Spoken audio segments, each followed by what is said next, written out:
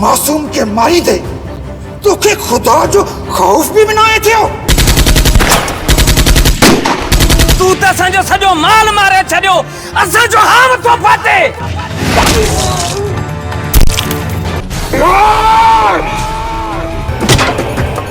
मुंह तो आज छोकरी के नाहे मारियो उन खुदकुशी कई आ अखियों खोल हमसा भूखे हिसाब दे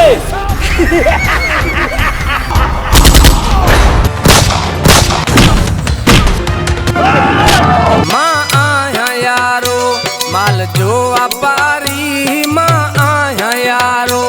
माल जो व्यापारी मुखे प्यारी आहे पंजी में भटारी मां आया यारो माल जो व्यापारी मां आया यारो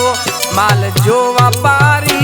मुखे प्यारी आहे पंजी में भटारी मां आया यारो मामा हमारी लाश देना शुरू कर हमजा मुझी सॼी कायनात खत्म थी वई मां बेसहारो थी वियसि राम कर खुदा जो वासो थी मोहताज जो सिंध पंजाब सरहद बलोचिस्तान के पहाड़न में भी उनके खानदान जो चीखों बदल में चन मरीज तू मुझी डॉक्टरानी मां मरीज तू मुझी डॉक्टरानी इलाज मुझे मर्ज जो तो वटवारानी इलाज मुझे मर्ज जो तो वटवारानी ये थी तो बाबा सही ये थी तो इतने हवेली से अंगण ते भी सामो आसमान दे दिसतो रह जाए जिस ताईं व्यापारी के घर के लगल बाह जो तू हो ओके आसमान में नजर न अचे तेस ताईं चाचा साईं जो लाश दफन न कजाए यही रोइदो पिटी दो वने वनी पंजे पोइन के बुधाए असा जे मालिक तकबीर नसीबी न थी बकवास मत कर बेशरम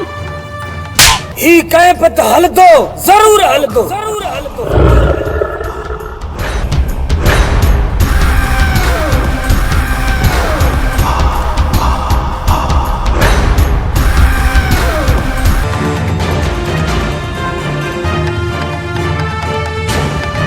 हरू भरू मुझे प्रेशर वधाए छड़ी हिन जड़े वैशी सोच रखण वाले दरिंदे जी सजा सिर्फ मौत आहे नूर इन कुत्ते जो मरण जरूरी होयो काश हे जिंदा थया मान के वरी मारिया हा व्यापारी तुझी पचेत मां छॾे ॾियां पर हिन दिल के केर समझाए मैडम मां तो अॻ में चयो हो त ही पत्थर दिल मां दाऊद खान मां तव्हां जो एॾो वॾो कम कयो आहे मूंखे इनाम भी वॾो घुर्जे इए न थे जो असांजी मोहब्बत भी इन्हनि जहिड़नि जे वर चढ़ी वञे नूर असांजी मोहब्बत के कोई कुछ न तो करे सके तू घबराए ना कहजी भी परवाह न कर मुखे रब जो कसम आसूं तो कपो खत्म आई सुनन जो सरदार बैठो कया तुंजो दीदार तो सा दिल जान मुखे रब जो कसम आसूं तो कपो खत्म के मारो मुझे भागे के मारो ओ ससी खातून इज्जत तो एहतराम सा कातिल जो नालो बुधाए न तिन का आगे तांजा लाश ते टंगा पिया हूंदा परंडार मुझे नूर के काहे चलो